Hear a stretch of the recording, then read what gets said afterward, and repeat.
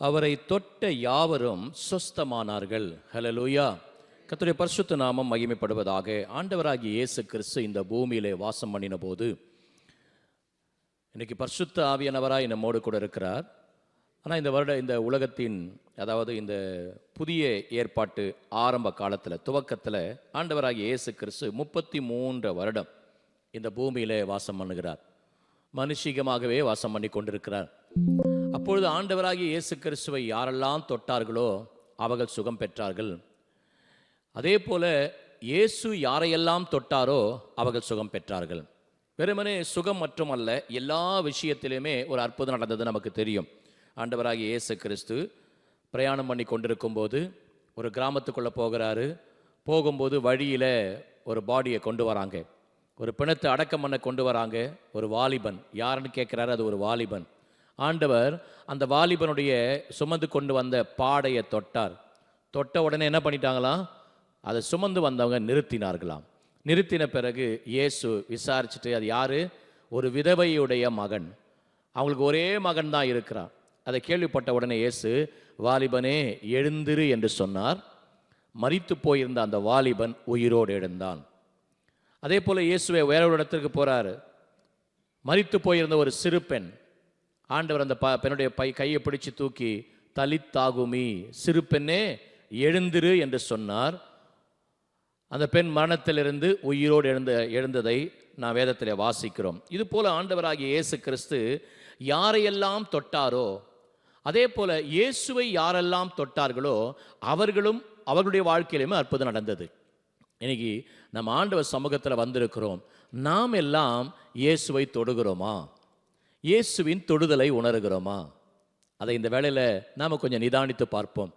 நாம் வெளியரங்கமாக எல்லாரும் பார்க்கும்படி மாம்ச பிரகாரமாக இயேசுவை தொட முடியல. ஏன்னா இன்றைக்கு இயேசு இந்த பூமியில் மாம்சீகமாக இல்லை, மாம்சத்தில் இல்லை.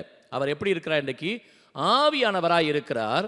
ஆனால் நம்முடைய வாழ்க்கையில் அந்த ஆவியானுடைய தொடுதலை நம்ம வாழ்க்கையில் எந்த அளவுக்கு உணர்கிறோம், அதே போல நாம் அந்த ஆவியானவரை எப்படி தொடுகிறோம், அது மிக மிக முக்கியமான ஒரு காரியம்.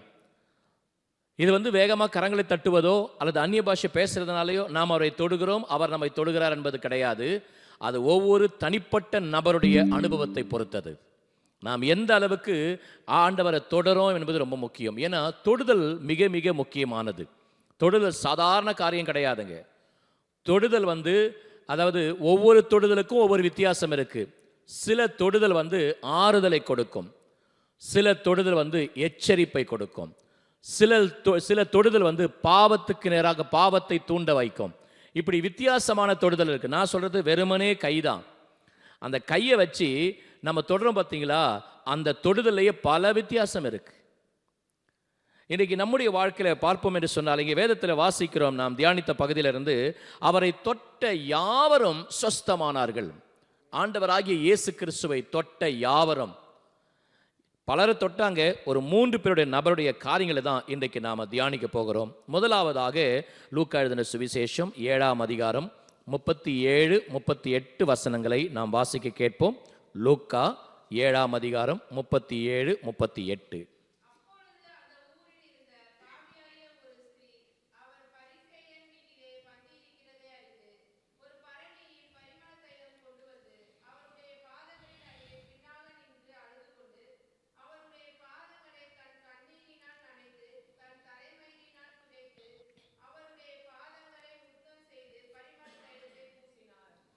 ஆமென், ஹல்லேலூயா. பரிமள தைலம் பூசப்பட்டது என்று பார்க்கலாம் இல்லைங்க. வேதத்தில் 3 இடங்களில் சொல்லப்பட்டிருக்கும். அதில் 2 இடத்துல சொல்லப்பட்டது மரியாளை குறித்து, மரியாள் பூசினாள் என்று. இங்கே சொல்லப்பட்டது வேறொரு நபர். இவங்களுக்கு பேர் என்னென்னா பாவியான ஸ்திரீ. அவங்க பேர் என்னன்னு தெரியாது, ஆனால் பாவியான ஸ்திரீ என்று சொல்லப்பட்டிருக்கும். இங்கே இயேசுவின் பாதத்தில் பரிமளம் பூசப்பட்டது எதுக்குன்னா, இயேசுவை அடக்கம் பண்ணுவதற்கு ஏதுவாக அல்ல, அந்த பெண்ணுடைய வாழ்க்கையில் ஒரு ரட்சிப்பு வருவதற்கு ஏதுவாக செய்யப்பட்ட காரியம். மற்ற இடங்களில் பூசப்பட்டது இயேசுவை அடக்கம் பண்ணுவதற்கு ஏதுவாக. சரிங்களா? இங்கே பார்க்கிறோம், பரிசேயன் இருங்க, ஒரு பரிசேயன் இருக்கிறான், இயேசுவை தன் வீட்டுக்கு கூப்பிட்டு இருக்கிறான். போஜனம் பண்ண கூப்பிட்ட உடனே அந்த வீட்டுக்கு இயேசு போயிருக்கிறாரு. அப்பொழுது அந்த வீட்டுக்குள்ள ஒரு பெண் போறாங்க. அந்த பெண்ணுடைய பெயர் சொல்லப்படலை. ஆனால் வசனம் சொல்கிறது, பாவியாகிய ஒரு ஸ்திரீ. அவர் பரிசேயன் வீட்டில் பந்தி இருக்கிறதை அறிந்து ஒரு பரணியில் பரிமள தைலம் கொண்டு வந்து அவருடைய பாதங்களின் அருகே பின்னாக நின்று அழுது கொண்டு அவருடைய பாதங்களை தன் கண்ணீரினால் நனைத்து தன் தலைமயிரினால் துடைத்து அவருடைய பாதங்களை முத்தம் செய்து பரிமள தைலத்தை பூசினாள். ஹல்லேலூயா. எங்க ஒரு பெண் வந்து ஆண்டவராகிய இயேசு கிறிஸ்துவை சந்திக்கிறாள். இந்த பெண் யார் அப்படின்னும் போதுனா நம்ம பார்த்தோம், பாவியான ஸ்திரீ.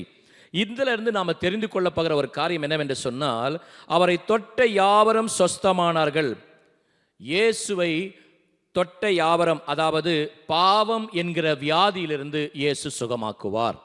நம்முடைய சரீரத்தில் பல வியாதிகள் இருக்கு. கண்ணு சம்பந்தப்பட்ட பிரச்சனை, காது சம்பந்தப்பட்ட பிரச்சனை, எலும்பு சம்பந்தப்பட்ட பிரச்சனை, பலவிதமான வியாதிகள் இருக்கு. இது எல்லா வியாதிக்கும் உலகத்தில் மருந்துகள் இருக்கலாம்.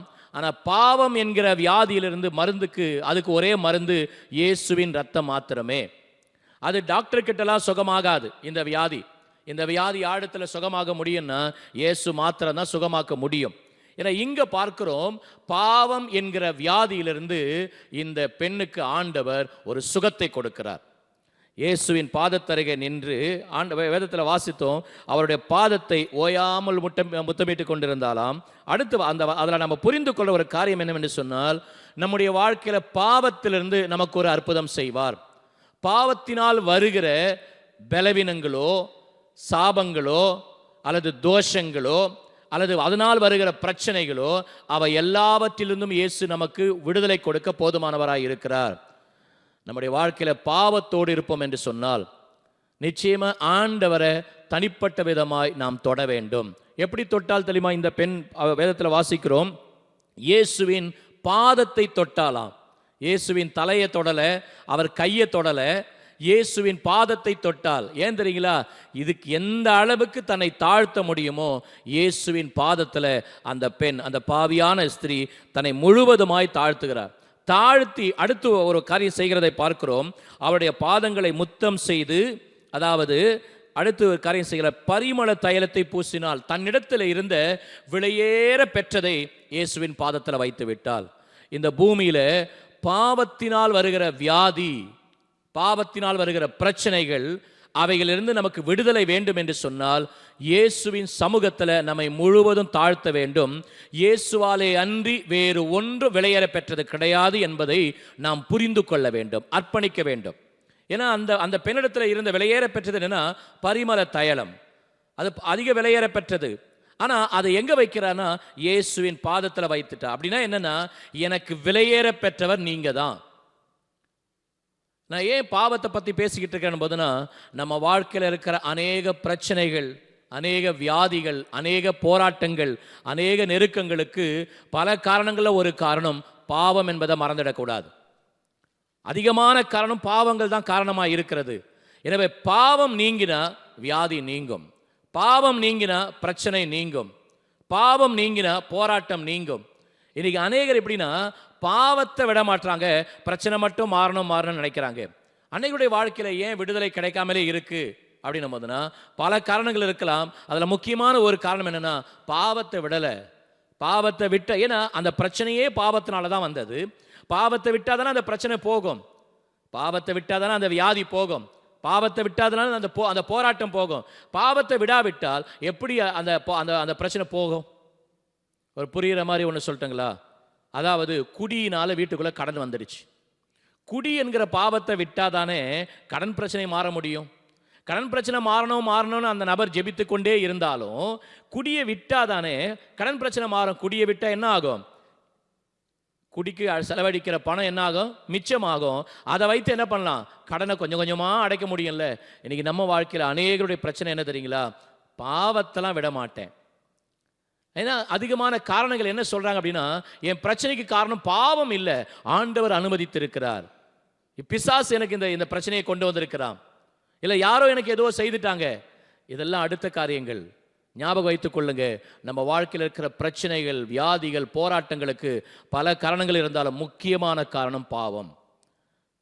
அந்த பாவியாகிய ஸ்திரீ இயேசுவின் சமூகத்தில் வந்து தன்னை முழுவதும் தாழ்த்தி தான் கிட்ட இருந்த விலையேற பெற்றதை இயேசுவிடத்தில் வைத்துட்டு, ஆண்டவரே நீங்க தான் விலையேற பெற்றவங்க, உம்மால தவிர எனக்கு விடுதலை கிடையாது, உம்மால தவிர இந்த பாவத்திலிருந்து எனக்கு யாரும் விடுதலை கொடுக்க முடியாது, அதனால இதை எல்லாவற்றையும் உமக்கு நான் அர்ப்பணிக்கிறேன்னு சொல்லிட்டு தான் கிட்ட இருந்ததை இயேசுவிடத்தில் அர்ப்பணித்தால், தன்னையும் இயேசுவின் பாதத்தில் அர்ப்பணித்த போது ஆண்டவர் அந்த ஸ்திரீ வாழ்க்கையில் ஒரு அற்புதம் செய்கிறார். 48வது வசனத்தை வாசிப்போம் என்று சொன்னால், இயேசு அவரை பார்த்து சொல்கிறார், அவளை நோக்கி உன் பாவங்கள் மன்னிக்கப்பட்டது என்றார். ஹல்லேலூயா. அந்த பாவியான ஸ்திரீயை பார்த்து ஆண்டவர் சொல்கிறார், உன் பாவங்கள் மன்னிக்கப்பட்டது. இந்த மாலை வேளையில ஆண்டவர் சமூகத்தில் வந்திருக்கிறோம். நாமும் ஆண்டவரை விசுவாசத்தோடு அவரை தொடுவோம் என்று சொன்னால், நம்ம வாழ்க்கையில பாவ என்கிற வியாதியிலிருந்து நம்மை சுஸ்தமாக்க அவர் வல்லமையுள்ள தேவனாய் இருக்கிறார், நம்மை சுகமாக்க அவர் வல்லமையுள்ள தேவனாய் இருக்கிறார். ஹல்லேலூயா. இரண்டாவது ஒரு நபரை பார்ப்போம். மத்தேயு எழுதின சுவிசேஷம் 9ஆம் அதிகாரம் 20லிருந்து 22 வரைக்கும் வாசிக்க கேட்போம். மத்தேயு 9 20லிருந்து 22 வரை வாசிங்க சிஸ்டர். அதேதான் வாசிங்க.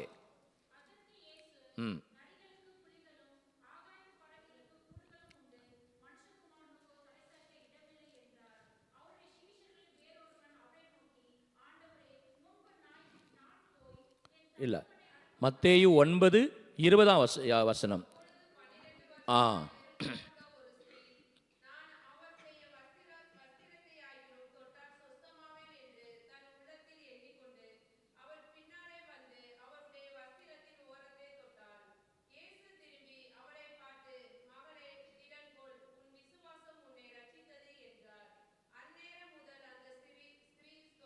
ஆமென். இங்கு ஒரு பெண் இயேசுவிடத்தில் வருகிறார். இவங்களை பார்த்து ஆண்டவர் உன் பாவம் மன்னிக்கப்பட்டதுன்னு சொல்ல, திடன்கொள் உன் விசுவாசம் உன்னை ரட்சித்தது. இதில் நாம் தெரிந்து கொள்ற ஒரு காரியம் என்னவென்றால், சாபம் என்கிற வியாதியிலிருந்து ஆண்டவர் சொஸ்தமாக்குகிறார், சுகமாக்குகிறார். அவரை தொட்ட யாவரும் சொஸ்தமானார்கள் இல்லைங்க. முதலாவது பார்த்தோம், பாவம் என்கிற வியாதியிலிருந்து சுகம் கொடுத்தார், விடுதலை கொடுத்தார். இரண்டாவது, சாபம் என்கிற வியாதியிலிருந்து விடுதலை கொடுக்கிறார். நமக்கு ஒரு கேள்வி எழும்போம், இந்த பெண்ணுக்கு இருந்தது சாபமாக தான் இருக்கணுமா? அங்கே சொல்லப்படலையே, நான் ஏன் அது சாபமாக இருக்குன்னு சொல்கிறேன்னா, மார்க் எழுதின சுவிசேஷத்தில் அதை குறித்து இன்னும் விளக்கமாக இருக்கும். மார்க் 6ஆம் அதிகாரத்தில், மார்க் 5ஆம் அதிகாரத்தை எடுத்துக்கொள்வோம். 26ஆம் வசனத்தை வாசிங்க.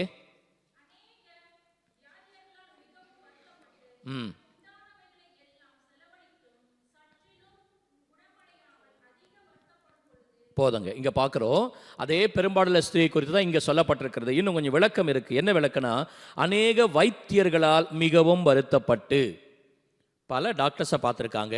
எத்தனை வருஷமா பார்த்துருப்பாங்கன்னா, நிச்சயமா 12 வருஷம், குறைந்தபட்சம் 11 வருஷமாச்சு பார்த்துருப்பாங்க.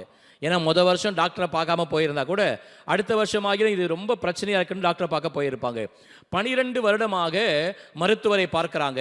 வசனம் சொல்கிறது, சற்றாகிலும் குணமடையாத போது, கொஞ்சம் கூட குணம் உண்டாகவே இல்லை. அடுத்து பார்க்குற அந்த வசனத்தில் முக்கியமான ஒரு காரணம் என்ன, அநேக வைத்தியர்களால் மிகவும் வருத்தப்பட்டு, அடுத்து ஒரு வார்த்தை சொல்லியிருக்கிறது, தனக்கு உண்டானவைகளை எல்லாம் செலவழித்தும், தான் கிட்ட இருந்த சொத்து எல்லாம் போச்சு. ஒரு ஞாபகத்தில் வைத்து கொள்ளுங்க, நம்ம வாழ்க்கையில் நமக்கு சரீரத்தில் பலவீனம் வந்து ஹாஸ்பிட்டலுக்கு போயிட்டோம், ஒரு மாற்றமும் உண்டாகலைன்னா ஞாபகம் வைத்து கொள்ளுங்க, அது டாக்டரால் சுகமாகாது. முன்னேற்றம் கொஞ்சமாச்சு இருக்கணும். எந்த முன்னேற்றமும் இல்லைன்னா அதுக்காக ட்ரீட்மெண்ட்டை நிறுத்த வேண்டாம். என்ன செய்யணும் அப்படின்னா, நிதானிச்சு பாருங்க, எதனால எனக்கு இந்த பிரச்சனை. அதாவது சில வியாதி மருந்து கொடுத்ததும் சரியாகும், ஆனால் மருந்து கொடுத்தும் கொஞ்சம் கூட சரியாகலை, ஒரு முன்னேற்றமும் இல்லை அப்படின்னா, ட்ரீட்மெண்ட் ஒரு பக்கம் நடந்தாலும் இன்னொரு பக்கத்தில் உட்காந்து நிதானமாக, ஏன் என் வாழ்க்கையில் கொஞ்சம் கூட முன்னேற்றம் இல்லை, அதை நிதானித்து பார்க்கணும். ஏன்னா இந்த அம்மாவுடைய வாழ்க்கையில் பார்த்தீங்கன்னா, நான் இந்த வசனத்தை தியானிக்கும் போது என்னோடு ஆண்டவர் இடைப்பட்ட காரியத்தை உங்களோட நான் ஷேர் பண்ணிக்கிட்டு இருக்கிறேன். சற்றாகிலும் குணமடையாத போது, கொஞ்சம் குணமாயிட்டு அதுக்கு பிறகு குணம் ஆகலைன்னா என்ன அர்த்தம்? சரி, இவங்க ஃபுட்டில் ஏதோ கொஞ்சம் மாற்றம் பண்ணிட்டாங்க, சரியாக மருந்து சாப்பிடாம போயிட்டாங்க, அல்லது இவங்க சாப்பிட்ற சாப்பாடு சொன்ன பார்த்தீங்களா, அதை ஒழுங்காக ஃபாலோ பண்ணாமல் போயிட்டாங்கன்னு சொல்லலாம். ஆனால் வசனம் சொல்கிறது சற்றாகிலும் குணமடையாத போது அப்படின்னா அவங்க வியாதிக்கு காரணம் என்னது? சரீரப்பிரகாரமான பிரச்சனை அல்ல, வேற ஏதோ ஒரு காரணம். அது ஒரு சாபமாக இருக்கலாம், முன்னோருடைய சாபமோ அல்லது எந்த காரியமோ, அதை நான் சாபமாக தான் பார்க்கிறேன். அப்போ சாபமாக இருந்ததுனால தான் என்னவோ தெரியல, இயேசுவின் வஸ்திரத்தின் ஓரத்தை தொட இந்த அம்மா வராங்க. இந்த அம்மா இயேசுவை குறித்து கேள்விப்படுகிறார்கள். இந்த பெரும்பாலுள்ள ஸ்திரீ இயேசுவை குறித்து கேள்விப்பட்டு இவங்களாகவே மனதில் நினைக்கிறாங்க, நான் இயேசுவின் வஸ்திரத்தை ஓரத்தை தொடுவேன், சுகமாவேன். ஏன்னா என் பிரச்சனையை நான் வெளியில் சொல்ல முடியாது, ஏன்னா இருக்கிற சூழ்நிலை அது. ரெண்டாவது, அந்த காலத்தை அப்படி சொல்ல வேண்டிய நிலைமை கிடையாது. அப்படி இருந்தால் அவங்க உள்ளவே இருக்க முடியாது. அப்படிப்பட்ட நேரத்தில் இயேசுவின் வஸ்திரத்தின் ஓரத்தை நான் தொடுவேன், நான் சுகமாவேன் என்று சொல்லி என்ன பண்ணுறாங்க, இயேசுவின் வஸ்திரத்தின் ஓரத்தை தொடுகிறார்கள். தொட்ட உடனே ஒரு சுகம் கிடைக்கிறது, ஒரு ஆரோக்கியம் கிடைக்கிறது, ஒரு விடுதலையை பெற்ற உடனே ரொம்ப சந்தோஷப்பட்டுட்டே இருக்கிறாங்க. இயேசு நின்று திரும்பி பார்க்குறாரு, என் வஸ்திரத்தை தொட்டது யார்? நமக்கு அந்த சம்பவம் தெரியும். எல்லாரும் கேட்குறாங்க, சீஷர்கள் சொல்கிறாங்க, என்ன ஆண்டவரே இவ்வளோ கூட்டம் இருக்குது, என் வஸ்திரத்தை தொட்டது யாருன்னு கேட்குறீங்களே? நீ எல்லாம் ஏதோ கூட்டத்தோட கூட்டமாக என்ன தொடுறீங்க, ஆனால் ஒருத்தர் என் வஸ்திரத்தை தொட்டாங்க அப்படின்னா என்னை பர்சனலாக டச் பண்ணிட்டாங்க, என் இருதயத்தை தொட்டுட்டாங்க, என்னிலிருந்து ஒரு வல்லமையை தொட்டுட்டாங்க, என்கிட்ட இருக்கிற வல்லமை. நீங்கள்லாம் எப்படி சொல்றீங்க, இயேசுவை தொட்டீங்க, என்ன தொட்டீங்க, சாதாரணமாக தொட்டுட்டு போயிட்டீங்க. ஒரு கூட்டம் அப்படியே கூட்டத்தோட கூட்டமாக பார்வையில் என்னை தொட்டுட்டு போயிட்டாங்க. ஆனால் இங்கே ஒரு அம்மா எனக்குள் இருந்த வல்லமையை தொட்டாங்க. யாரோ ஒருத்தர் எனக்குள்ள இருக்கிற வல்லமையை தொட்டாங்க. ஏன்னா அவங்க தொட்ட உடனே எனக்கிட்ட இருந்த வல்லமை புறப்பட்டு போயிடுச்சு. நான் அனுப்பல, அது புறப்பட்டு போயிடுச்சு. அருமையான தேவ பிள்ளைகளே, நம்ம வாழ்க்கையில நம்முடைய தொடுதல் எப்படிப்பட்டதா இருக்கிறது? ஆண்டவரிடத்திலிருந்து வல்லமையை இழுக்கக்கூடிய அளவுக்கு நமக்குள்ள அந்த விசுவாசம் இருக்கா? அதுக்கெல்லாம் பெரிய விசுவாசம் வேணும்லாம் கிடையாதுங்க. விசுவாசத்தை நம்ம ரொம்ப சில நேரத்தில் பார்ப்போம், சில காரியங்களும் ஐயோ இதுக்கெல்லாம் பெரிய விசுவாசம் வேணும், அப்படிலாம் ஆண்டவர் சொல்லவே இல்லைங்க. அந்த பெண்ணுக்கு என்ன தெரியும்? நமக்கு தெரிஞ்ச சத்தியத்தில் ஒன்று கூட அந்த அம்மாவுக்கு தெரியாது. நமக்கு எவ்வளோ சத்தியங்கள் தெரியும். ஆனால் அப்படி இருந்தும் அந்த பெரும்பாலுள்ள ஸ்திரீ என்ன பண்ணாங்கன்னா, நான் வஸ்திரத்தின் ஓரத்தை தொடுவேன், சுஸ்தமாவே சுகமாவே என்று சொல்லி என்ன பண்ணாங்க, இயேசுவின் வஸ்திரத்தின் ஓரத்தை தொடுகிறார்கள். ஏன்னா அவங்க தொட்டது இயேசுவின் வஸ்திரத்தின் ஓரத்தை மட்டுமல்ல, இயேசுவுக்குள் இருந்த வல்லமையை தொட்டார்கள். இன்னைக்கு நம்முடைய விசுவாசம் எப்படிப்பட்டதா இருக்கிறது? அவர் வல்லமையை தொடுகிறதா? சில நேரத்தில் சில ஊழியர்களாக சொல்லுவாங்க, நான் அநேகருடைய ஜபம் இந்த கூரையே தாண்ட மாட்டேதுன்னுவாங்க. நான் சொல்றது புரியுதுங்களா? சில நேரத்தில் ஒரு வார்த்தையை சொல்லுவோம், உண்மைதாங்க. ஏன்னா நாம் எப்படி ஜெபிக்கிறோம் நமக்கே தெரியும். இன்னைக்கு அநேகருடைய தேவைகள் சந்திக்கப்படாத என்ன காரணம் தெரியுங்களா? அநேகருக்கு அவங்க தேவை குறித்த முக்கியத்துவமே அவங்களுக்கு தெரியலை. காலையில் ஆராதனையில் பார்த்தோம் இல்லைங்க, அதுலேருந்து இவ்வளோ பேர் தான் வந்திருக்கிறோம். நம்ம சபையில் அப்போ தேவை உள்ளவங்க இவ்வளோ பேர் தான் இருக்கிறோமா? கிடையாது. இன்னும் எவ்வளோ பேர் இருக்கிறாங்க.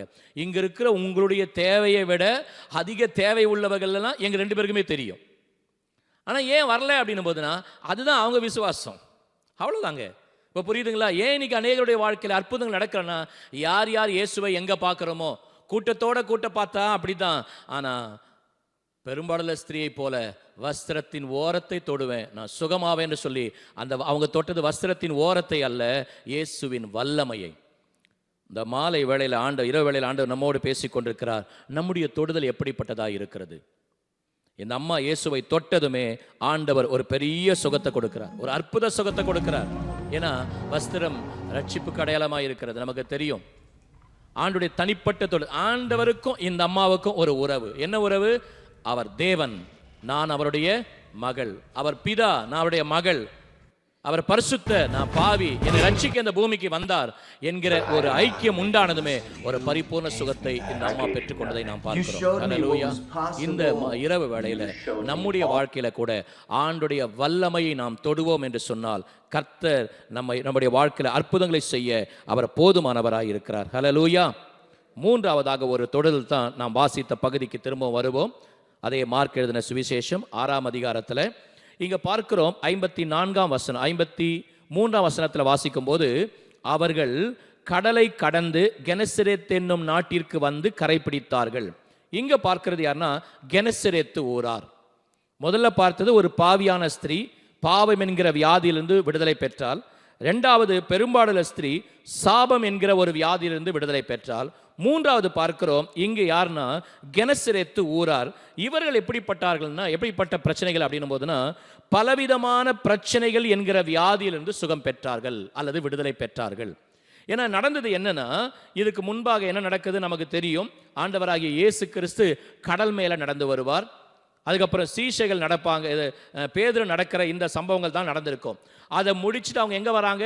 அக்கறைக்கு வராங்க. அந்த அக்கறை, அந்த இடத்துடைய பேர்னா கெனசரேத்து என்கிற ஊர். அங்க வந்து இறங்கினதுமே ஜனங்களுக்கெல்லாம் கேள்விப்பட்டாங்க. என்ன கேள்விப்பட்டாங்க?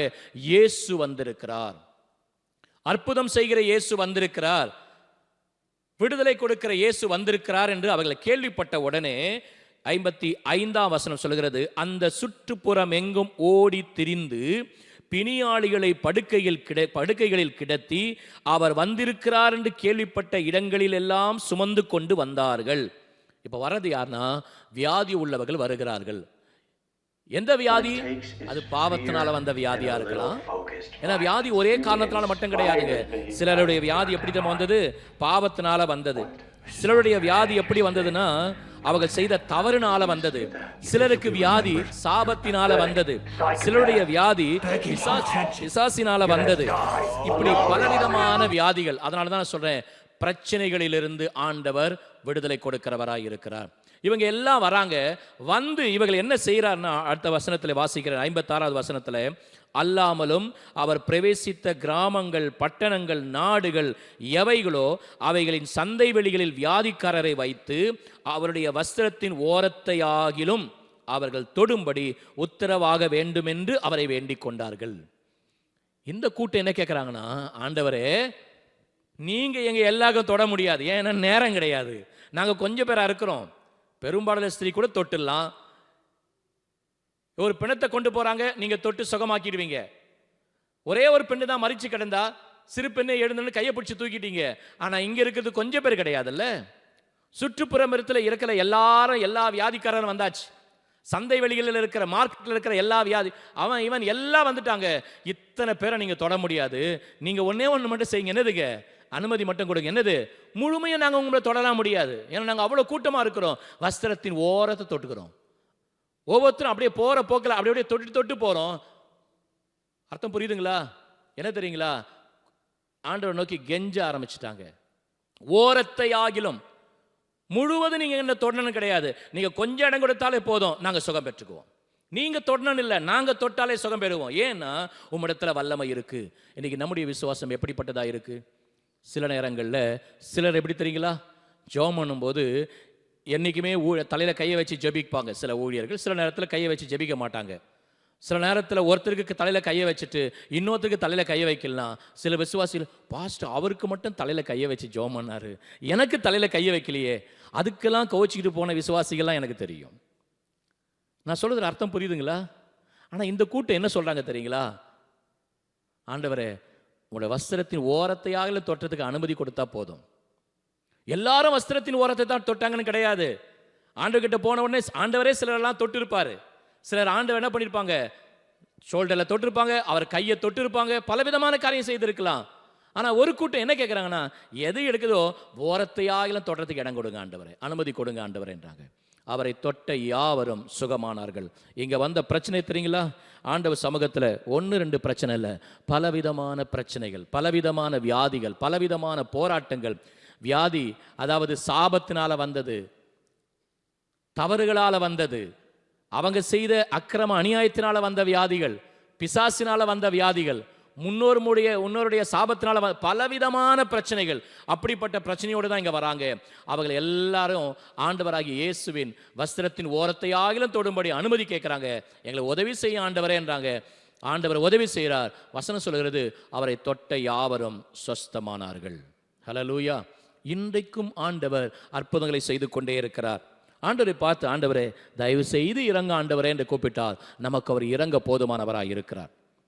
இந்த வசனத்தை தியானம் பண்ணி கொண்டிருக்கும் போது, இதுக்கு நான் ஆயத்தமாகி இருக்கிற நேரத்தில் நான் ஒரு ஜெபம் பண்ணேன். ஆண்டவரே ஒரு அற்புதம் செய்யுங்கப்பா. இன்னைக்கு வராங்க, தேவையோடு வராங்கன்னா நிச்சயமாக எல்லாருக்கும் ஏதோ ஒரு தேவை இருக்குது. அந்த தேவையில் ஒரு அற்புதம் செய்யுங்க ஆண்டவரே. நான் ஜெபம் பண்ணிக்கிட்டு இருக்கும்போது என்னுடைய தேவைகளும் சிலது ஞாபகத்தில் வருது. அப்போ நான் என்ன சொன்னேன் அப்படின்னும் போதுனா, ஆண்டவரே என் தேவை இப்போ சந்திக்கப்படலனா கூட பரவாயில்லை, இவங்க தேவை சந்திக்கப்படணும் போது ஆண்டவர் என்னை பார்த்து பேசின ஒரு வார்த்தை என்ன தெரியுங்களா? கர்த்தருடைய கரம் குறுகி இருக்கிறதோ. நான் சொல்கிறேன் பார்த்தீங்களா, இதை சில ஊழியர்கள் சொல்லுவாங்க, எல்லா ஊழியர்களும் சொல்லுவாங்கன்னு சொல்ல முடியாது. சில ஊழியர்கள் சொல்லுவாங்க, ஆண்டவரே எனக்கு அற்புதம் நடக்கலனா கூட பரவாயில்ல ஆண்டவரே, எங்கள் ஜனத்துக்கு அற்புதம் நடக்கணும் ஆண்டவரே. அதாவது ஊழியக்காருடைய இருதயம் பார்த்தீங்களா, அது சாதாரணமானது கிடையாது. நீங்கள் இப்போது பார்க்குற மாதிரி தான் கிடையாது ஊழியக்காரனுடைய இருதயம். ஊழியக்காரனுடைய இருதயத்தை நீங்கள் பார்க்காத பகுதிகளெல்லாம் இருக்குது. சரிங்களா? நான் அவ்வளோ பெரிய கூட்டத்தெல்லாம் பார்த்தது கிடையாது. ஆனால் என்னை விட சீனியர்ஸ் எவ்வளோ பேர் இருக்கிறாங்க. எனக்கே என்ன வருத்தமா, ஆண்டவரே எனக்கு ஒரு தேவை இருக்குது ஆண்டவரே, என் தேவை இப்போ சந்திக்கப்படனா கூட பரவாயில்ல, ஆனால் வர்ணவுடைய தேவையெல்லாம் சந்திக்கப்படணும்னு சொல்லும்போது எனக்கே அவ்வளோ இருக்குதுன்னா ஞாபகத்துக் கொள்ளுங்க, நமக்கு ஜீவனை கொடுத்தாரே அவர் நம்ம மேல் எவ்வளோ கரிசனையாக இருப்பார். இந்த எண்ணம் வந்த உடனே ஆண்டவர் என்னை பார்த்து பேசினது இதுதான், கர்த்தருடைய கரம் குறுகி இருக்கிறதோ. அதாவது ஆண்டவர்கிட்ட வெறுமனே 10 பேரை தான் சுகமாக்க முடியும் அப்படின்னா, இங்கே நம்ம எத்தனை பேர் இருக்கிறோம்? 11 பேர் இருக்கிறோம் வச்சுக்கோமே, என்னையும் சேர்த்து. ஆண்டவரே 11 பேர் இருக்கிறோம், நீங்கள் என்ன சுகமாக்கிட்டீங்கன்னா யாராச்சும் ஒருத்தர் வெறுமையாக போயிடுவாங்களே, அதனால் என்ன பண்ணுங்க, எனக்கு பதிலாக அவங்கள சுகமாக்குங்கன்னு கேட்கலாம். ஆண்டவர்கிட்ட அப்படியே இருக்குது, பரிபூர்ணமாக இருக்கிறது. ஆண்டுடைய வல்லமை பரிபூர்ணமான வல்லமையாக இருக்கிறது. ஆண்டுடைய ஐஸ்வர்யம் பரிபூர்ணமாக இருக்கிறது. ஆண்டுடைய மகிமை பரிபூர்ணமாக இருக்கிறது. சில நேரங்களில் தெரிஞ்சோ தெரியாமல் கூட, ஆண்டவரே எனக்கு இது கிடைக்கலாம் கூட பரவாயில்ல, இதை கொடுங்க என்று கேட்குறத கூடுமான வரைக்கும் நம்ம தவிர்த்து கொள்வோம். ஏன் தெரியுங்களா? என்னமோ ஆண்டவர்கிட்ட ஷார்ட்டேஜ் ஆகிற மாதிரியும் நாம் அதை அட்ஜஸ்ட் பண்ணுற மாதிரியும் இருக்குது. நான் சொல்கிறது புரியுதுங்களா? நான் சொல்கிறத புரியுதுங்களா? ஆண்டவர்கிட்ட இதுக்கு மேலே கொடுக்க முடியாது, நமக்கு கொடுத்துட்டாருன்னா ஷார்ட்டேஜ் ஆகிடும், அதனால் இது இல்லைனா கூட இது பரவாயில்லன்ற மாதிரி கூடுமான வரைக்கும் அதை தவிர்த்து கொள்வோம். ஆண்டவருடைய வல்லமை பரிபூர்ணமாக இருக்கிறது. அவர் நம்ம வாழ்க்கையில் அற்புதம் செய்ய போதுமானவராக இருக்கிறார். இந்த இரவு வேளை கர்த்தருடைய சமூகத்தில் ஒப்பு கொடுப்போம். வசனம் சொல்கிறது, அவரை தொட்ட யாவரும் சொஸ்தமானார்கள். 3 விதமான விடுதலையை பார்க்கிறோம். முதலாவது, பாவம் என்கிற வியாதியிலிருந்து ஆண்டவர் விடுதலை கொடுக்கிறார். 2வதாக, சாபம் என்கிற வியாதியிலிருந்து ஆண்டவர் விடுதலை கொடுக்கிறார். 3வதாக, பிரச்சனைகள் என்கிற வியாதியிலிருந்து ஆண்டவர் விடுதலை கொடுக்கிறார். பலவிதமான பிரச்சனைகள், பலவிதமான நெருக்கங்கள், எல்லாவற்றிலிருந்து விடுதலை கொடுக்க ஆண்டவராகிய இயேசு கிறிஸ்து போதுமானவராக இருக்கிறார். ஆமென். நம்ம எல்லாரும் எழுந்து நின்று கண்களை மூடி தேவனை நோக்கி நாம் பார்ப்போமாக. அந்த விடுதலை கொடுக்கிற ஆண்டவர் சமூகத்தில் நம்மை முற்றிலுமாய் ஒப்பு கொடுப்போம். அவர் நம்ம வாழ்க்கையில் அற்புதங்களை செய்ய அவர் போதுமானவராக இருக்கிறார். ஹல்லேலூயா, ஹல்லேலூயா. கர்த்தர் சமூகத்தில் தனித்தனியாய் நம்ம எல்லாரும் ஆண்டவர் சமூகத்தை ஒப்பு கொடுப்போம். கர்த்தாவே, பாவியான ஸ்திரீ உடைய சமூகத்தில் உடைய பாதத்தை தொட்ட போது ஒரு விடுதலை கொடுத்து, பாவம் என்கிற வியாதியிலிருந்து விடுதலை கொடுத்தீரே. ஆண்டவர் நோக்கி தனிப்பட்ட விதமாக ஜெபமணுமா, நம்ம வாழ்க்கையில பாவம் என்கிற வியாதியிலிருந்து பரிபூர்ண விடுதலை பெற்றவர்களாக இருக்கிறோமா? இன்னும் எந்த பாவத்தில் நமக்கு விடுதலை இல்லாமல் இருக்கிறதோ ஆண்டவர் சமூகத்தில் ஒப்பு கொடுங்க. அவரை தொடுவோம் என்று சொன்னார், அவருடைய வல்லமையை தொடுவோம் என்று சொன்னால், இந்த இரவு வேளையில நமக்கு அவர் சுகத்தை கொடுக்க, விடுதலை கொடுக்க அவர் போதுமானவராக இருக்கிறார். தனித்தனியா ஜெபியுங்க. ஆண்டவர் நம்மோடு பேசி கொண்டிருக்கிறார். தேவ பிள்ளையே, உன் சரீரத்தின் தேவைக்காக தேவ சமூகத்தில் வந்தாய். உன்மேல் அக்கறையுள்ள தேவனோ உன் ஆத்துமாவின் தேவைக்காக இந்த இரவில் உன்னோடு பேசி கொண்டிருக்கிறார். உன் தேவையை, சரீரத்தின் தேவையும் அவர் பூர்த்தியாக்குவார். ஆனால் அதற்கு முன்பதாக ஆண்டவர் எதிர்பார்க்கிறது, எந்த பாவத்திலிருந்து இன்னும் பரிபூர்ண விடுதலை இல்லாமல் இருக்கிறோமோ ஒப்பு கொடுத்து ஜெபம் பண்ணுங்க. ஆண்டவரே, அதிலும் எனக்கு விடுதலை வேணாம் ஆண்டவரே, அதிலும் ஒரு விடுதலை கொடுங்க என்று சொல்லி ஆண்டவர் நோக்கி நாம் ஜெபித்துக் கொண்டிருப்போமாக. கரங்களை உயர்த்தி விசுவாசத்தோடு உம்மை தொடுகிறையா. தேவ ஆவியானவர் இந்த ஆலயத்தில் உலாவிக் கொண்டிருக்கிறீர். ஆண்டுடைய வஸ்திரத்தின் தொங்கலால் இந்த தேவாலயம்